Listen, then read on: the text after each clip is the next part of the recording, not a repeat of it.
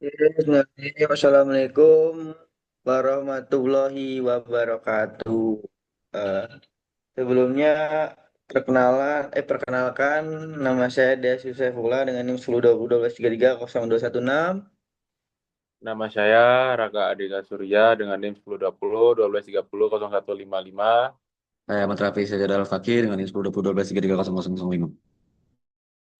Oke, pada kesempatan kali ini kita akan memperhatikan tentang progression bab 3 sama bab 4 yaitu RAB dan sistem desain. Ya sebelumnya kita dari FRI 039. Oke, next.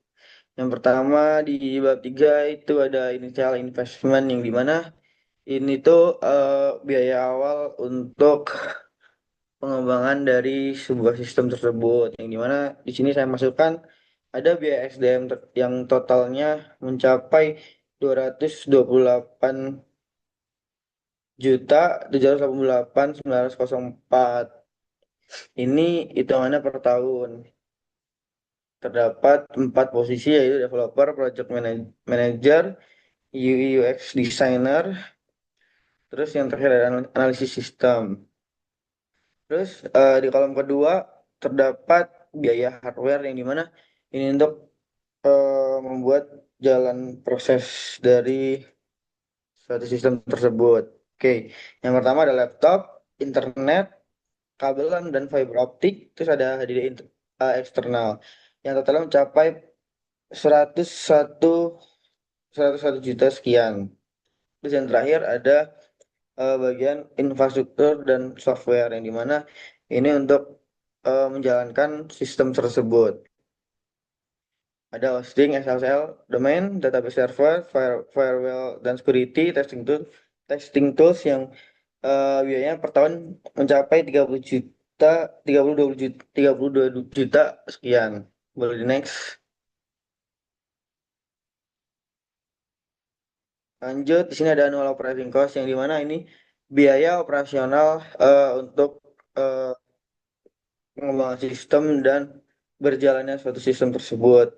Yang dimana saya masukkan yang pertama itu maintenance system, cold storage, backup data, sama training yang totalnya mencapai 33 juta sekian. Boleh lanjut. Nah, ini adalah estimasi benefitnya. Yang pertama ada financial benefit yang dimana ada beberapa benefit dari finansial itu seperti penghematan waktu, pengurangan biaya, pengurangan human error, terus ada penghematan biaya arsip yang dimana itu bisa mengurangi kebutuhan arsip fisik tersebut dan lain-lainnya. Terus yang kedua ada non financial benefit yang dimana ini benefit di luar finansial seperti transparansi nilai, penilaian, objektif penilaian, meningkatkan kualitas pengambilan keputusan dan keamanan yang lebih baik. Boleh di next. Selanjutnya kita masuk ke bab 4 yaitu sistem desain. Yang pertama di sini ada database design yang dimana ini dibuat dari proses-proses yang ada di dalam sistem tersebut. Ada user, manajemen, cara admin, karyawan, kode penilaian, penilaian, aspek akhlak, hasil penilaian, ide detail mapping, detail penilai, penilaian yang dimana user ini mencakup tiga yaitu manajemen, hire admin, dan karyawan. Nah, di mana setiap penilaiannya, setiap satu karyawan itu memiliki beberapa penilaian. Terus juga setiap periode penilaian itu memiliki beberapa penilaian. Tuh, seperti itu. Boleh di next.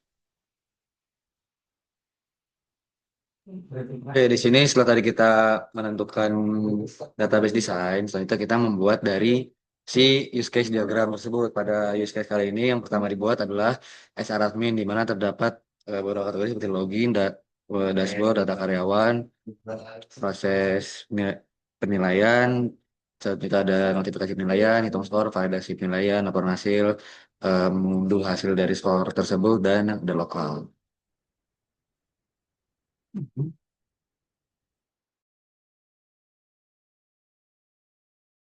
Boleh activity diagram, Raka.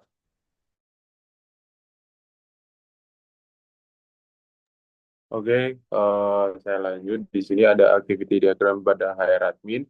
Di activity diagram ini itu menggambarkan alur aktivitas sesuai dengan use case diagram yang sudah dijelaskan tadi. Dan ini terhadap 6 aspek nilai akhlak dengan skor maksimum 60 poin, hingga skor adalah 300 poin. Nah, di activity diagram HR admin ini terhadap ada beberapa, yaitu ada login, terus ada ganti password, terus ada tambah data pegawai, edit data pegawai, hapus data pegawai, tambah periode penilaian, terus ada edit periode penilaian, tutup periode penilaian, skor self assessment, kelengkapan validasi data, skor 360 akhlak, dan cetak hasil skor dan melihat penilaian di dashboard, ya, dan yang terakhir adalah logout. Nah, di selanjutnya ada activity kelas pada karyawan.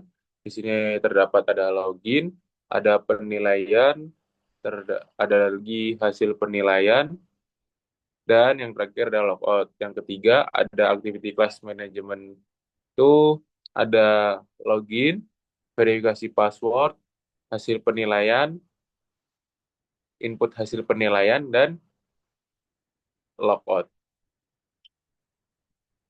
Boleh dilanjut dengan squid diagram. Oke, sebelum lanjut ke sequence diagram, dari sini saya mau menjelaskan juga tadi terkait dengan use case diagram pada karyawan. Ini pada beberapa isi betul login, dashboard, form penilaian, hasil melihat hasil penilaian dan juga logout. Dan setelah itu yang terakhir ada use case diagram dari si manajemen, di mana terdapat login, dashboard penilaian, input penilaian, dan juga logout. Untuk selanjutnya kita masuk ke dalam sequence diagram, di mana ini merupakan suatu interaksi dari activity diagram terhadap sistemnya. Di sini dari sequence diagram HR admin terdapat 13. Yang pertama ada login, tambah periode penilaian, tambah data karyawan, edit data pegawai, edit dari penilaian, hapus data pegawai, itu periode penilaian, skor self assessment, kelengkapan dan validasi, hasil skor 360 alak, dan hasil skor, data penilaian, dan yang terakhir ada logout dari sistem itu tersebut.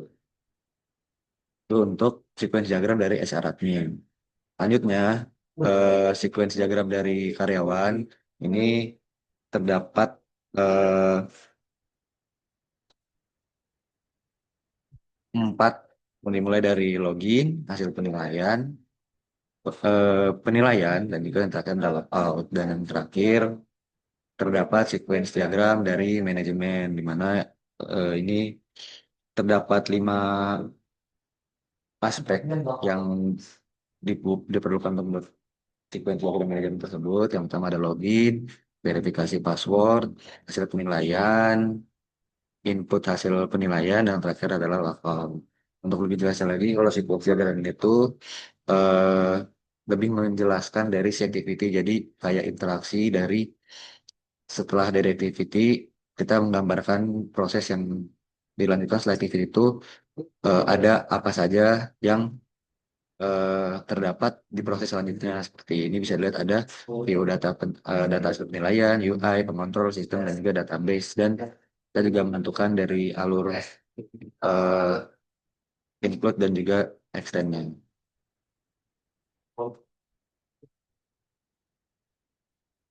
Mungkin sekian presentasi dari progres APSI dari FRI 039. Kurang lebihnya mohon maaf. Assalamualaikum warahmatullahi wabarakatuh.